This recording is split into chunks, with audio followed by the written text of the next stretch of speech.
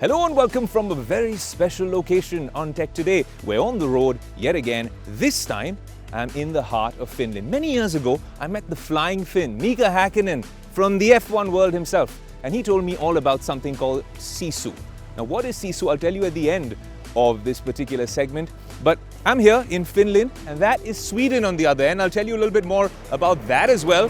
Most importantly, we're here not to just do a travel show, but to drive on ice with this absolute beast, the Audi RS4. Yes, it's powerful. Yes, there's a whole lot of tech and engineering, but you need to know how to drive on ice. I'm going to learn that today and then put this through its paces. Hopefully I'm not going to freeze. Well, join me on the inside. This is going to be a frigid and exciting episode.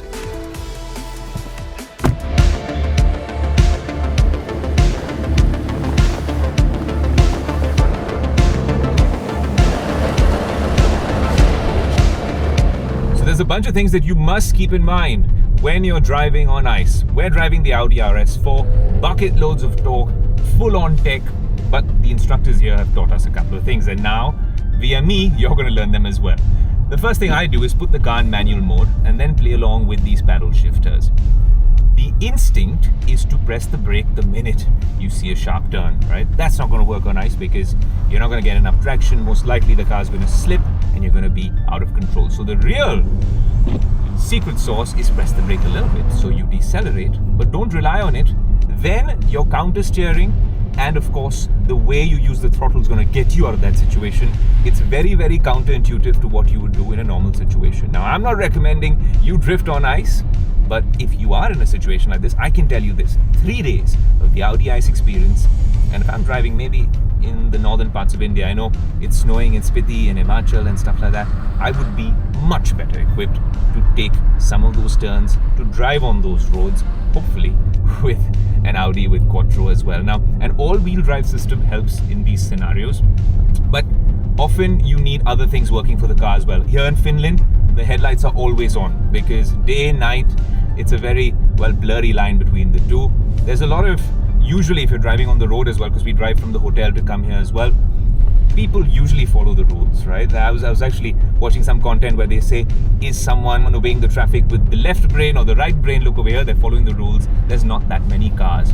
But the Audi ice experience is a special one. Not only because of this and the fact that you enjoy this. If you're a tech or an auto junkie, this is adrenaline on another level.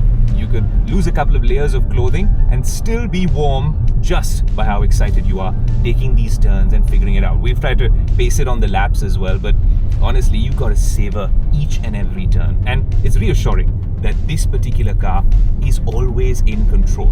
Like I said, if I accelerate a little bit and I'm approaching a turn, the car seems to skid. The minute you adjust the steering, you're back on track. So just in case you do crash, like car number 4 over there, do not panic. There's our lovely friend Yuka with the tractor coming in like Bob the Builder. He will sort you out, but it's all DIY. I'll have to get out, or my co-passenger will have to get out, put the towing equipment on, put the car in neutral and not panic. Well, that's the Audi ice experience with 4 lakh rupees for one person. Come down here to Lapland. You have your stay covered. It's not that easy to get here. Make sure your flights, which are not covered in that 4 lakh rupees. And if you have your best friend or your brother or your wife who wants to join you, then double that amount because they will have to pay the big bucks. But you'd be an Audi customer to be here, and this is a special experience. So if you're willing to shell out the big bucks, this is a once-in-a-lifetime sort of course. You have a Finland Pro Audi experience as well when you get better and better. Maybe we'll do that the next time. But even this, in terms of what they've done and the things they've taught us, it's just been managed impeccably well.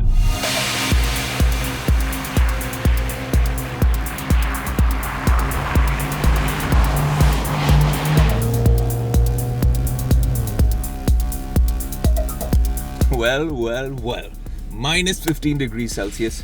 We still, for our first attempt, managed at 434, somewhere in the middle of the table. Look, all of us, influencers, media, are being tested on this ice drive. We've learned a lot of things about this track, about technology, and about life as well.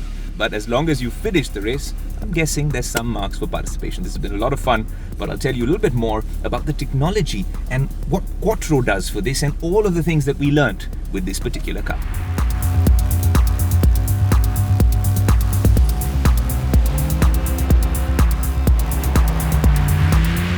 you have quite a sharp turn, and because it's snowing like this, well, you got to counter steer. You can go a lot faster if you want to, but if you go down to a lower gear, this is a much faster course. We've been doing all sorts of things, snakes and ovals and slaloms. We're much more competent than all of us when we started off maybe a couple of days ago. You got to be patient, and then you got to be grateful that you enjoyed this experience. And I'm honestly thanking my stars that I could make it here. There was a bunch of disruptions in Finland as well, but we're here. And now it really goes back to my conversation with Mika Häkkinen about Sisu.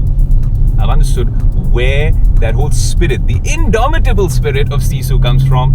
If this is your daily commute to work, anything like this, well, you can definitely perform in times of adversity. Nearing a turn.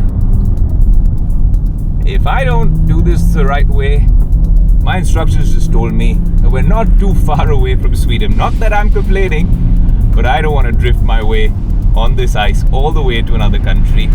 That's the beauty of this location, and I think that's what makes the Audi ice experience so special. There's Finnish culture not too far away, there's Swedish culture, and honestly, this is an experience that I was speaking to some of the guys organizing this, you cannot do in most places around the world. This is one of the select few places where you can do this, and I understand exactly why after completing this 3-day course. Yes, there's a bunch of things that work in our favor here on this particular course. The instructors have been great, the car is amazing, the tech and the engineering is marvelous. But something that also works is the fact that this particular car that we are driving on the track is fitted with winter tires. Now you can do that, of course, back home, up north, it happens all the time, but that makes the difference, right? The traction, the grip, exactly how the car responds to us jamming the brakes, pumping them perhaps, or even using the throttle to get out of these tough situations. It's the tires as well. So there's a lot to learn about how to drive on ice, and there's a lot to learn about how to enjoy in life, literally on the rocks. There you go. The end of a long serpentine course. And me, Aayush Ailawadi on Tech Today, is super satisfied with this particular circuit. You know, one of the biggest tech conferences in the world happens to be Mobile World Congress in Barcelona. Not too far away from here, one flight away. But what can we expect at one of the most influential tech events of the year? Here's a special report.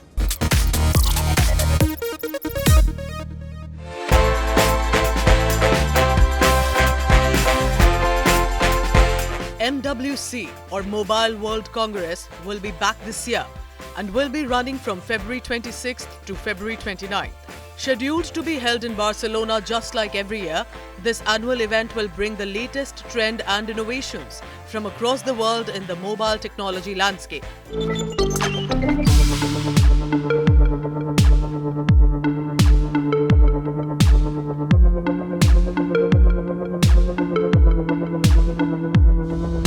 This time around, the theme of the event include 5G and beyond, connect everything, game changers and humanizing AI. This is likely to include 5G advancements, innovations in Internet of Things (IoT), and connectivity across diverse platforms.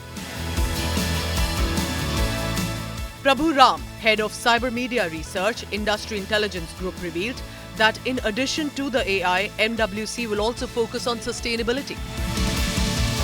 This year's MWC will be a return to form, I would say. We expect more people to come in as such, more enterprises to queue in as well. If you were to look at the broad trend, AI was sounding as an hype last year. What we are seeing now is an increasing infusion of AI across hardware, software, and across their entire stack. Consumer AI this year will be big. So that's definitely one of the biggest highlights that I'm personally looking forward to at the MWC Barcelona. The other key theme is sustainability. Sustainability has been a big focus now for the last couple of years. This year, I see that trend increasingly being picked up on. I spoke about consumer AI, I spoke about sustainability. there will be more enterprise AI related advancements as well. MWC is a very interesting, kind of place where one, it's the concentration of where telcos and the mobile phone vendors come. So generally what happens is they'll showcase their concept devices, some of the flagship devices which happen there. But one part of MWC is also where a lot of business meetings happen, which doesn't happen in other places like CES. So it's not only for the showcase. So from a telco point of view, telco AI and all those telco advancements and network advancements will be announced there, which keeps on happening every year. From a device point of view, we should expect some of the launches by the big players. Now, several companies are yet to make the official announcement, but it is expected that OnePlus, Nothing, Xiaomi, Honor, Tecno and so on are set to be present at the event. Some of the most popular devices that are expected to debut at the tech event are OnePlus Watch 2. This second-gen smartwatch might come with a circular dial with a metal casing and plain rubber strap in black and white color options. It will come with features like heart rate tracking, step count and more. You might also get a 1.43-inch AMOLED display and Snapdragon W5 Gen 1 chipset. As for Xiaomi, the company has confirmed to showcase the human car home smart ecosystem at its booth. The Chinese tech brand is likely to showcase the first ever electric car called Xiaomi SU7 Sedan that is expected to compete against the likes of Tesla Model S. In terms of smartphones, we might see Xiaomi 14 Smart 4 series at the event. Nothing is expected to launch its third smartphone at the MWC 2024 event this year. Just like all the previous handsets, it is also expected to feature the same glyph bag design with LEDs. It might come with a 6.7-inch AMOLED display too, MediaTek Dimensity 7200 chipset, 12GB RAM and more. Honor has also announced that Honor V2 series, a new foldable smartphone series and its flagship Magic 6 series for the upcoming MWC event. This is just the beginning. So we will get more rumors surfacing online as we move closer to the event.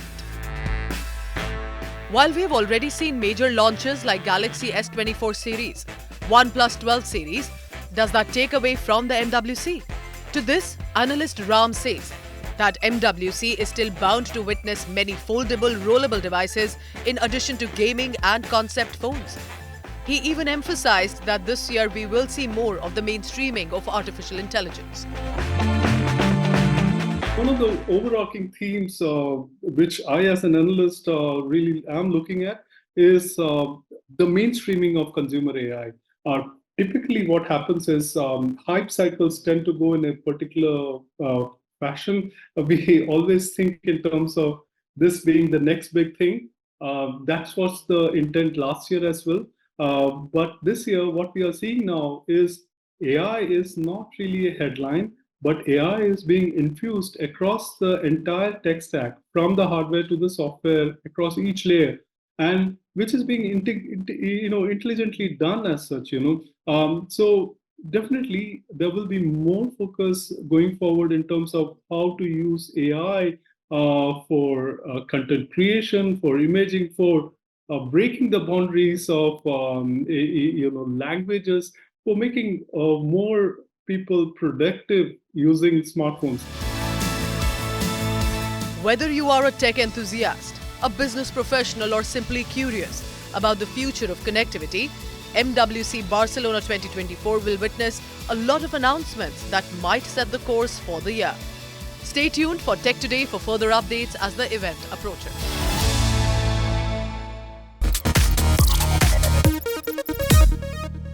When you buy a new smartphone, there's always that dilemma and that conundrum in your head. Shall I upgrade after 1 year, 2 years? There's a new iPhone, there's a new Samsung, a new OnePlus. What is the ideal upgrade cycle like? Well, here, I'm guessing batteries operate differently in this sort of temperature, but back home in the tropics as well. What is an ideal upgrade cycle?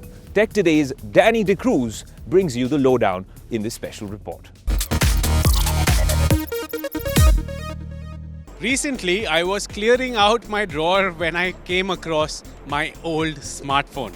This phone, which is almost 5 years old. Now, like a little boy with a new toy, my eyes lit up. And I ran to the charger and plugged it in. And to my surprise, it was not just functioning. It was as smooth and snappy as the first day I bought it. So, it got me wondering, why did I leave this phone and upgrade to a new one in the first instance?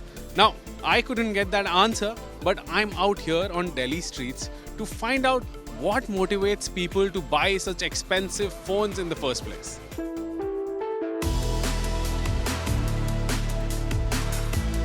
How old is your current smartphone? And how often do you buy a new smartphone?